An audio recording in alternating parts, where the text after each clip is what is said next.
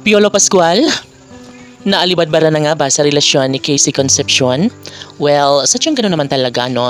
At kung susuko si Piolo Pascual ay talagang walang mangyayari dahil sa pagkakataong ito ay nais na ipadama ni Piolo Pascual kung ano man ang kanyang tunay na damdamin. Opo, aminado si Piolo Pascual na tanging si Christina ang laman ng kanyang puso't isipan.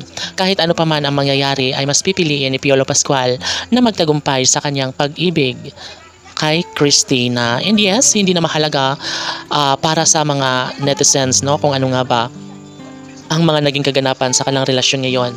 Bagkus nagustuhan nila ang mga kaganapan sa kasalukuyan.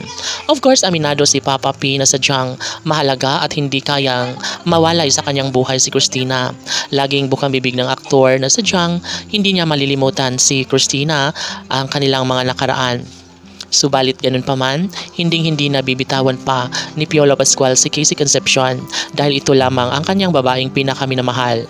Alam natin na hindi kaya ni Piolo Pascual ang maagaw sa ibang lalaki si Christina. Isang pag-ibig ang iaalay ni Piolo Pascual para kay Christina.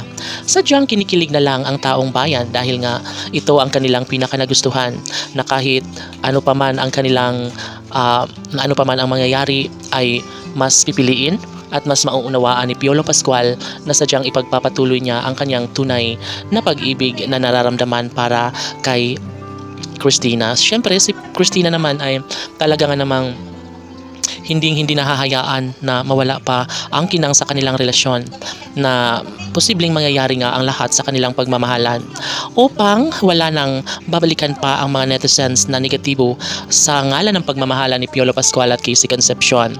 Isang bahagi sa pagmamahalan ni Papa P ang inaayos ngayon, ang isa katuparan dahil nga naman hindi na hahayaan pa ni Christina na mawala sa kanyang buhay si Papa P.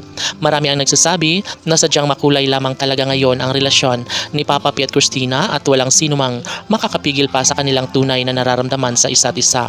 Maaaring mahihirapan si Piolo Pascual na tuparin ang lahat, ngunit nangingibabaw rin ang pag-ibig na sadyang hahayaan na mawala ang saysay at kinang sa kanilang relasyon.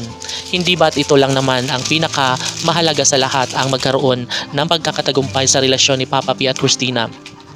Laging sinasabi ni Piolo Pascual na hindi na siya papayag na mawala ang pag-ibig nila ni Christina sa isa't isa.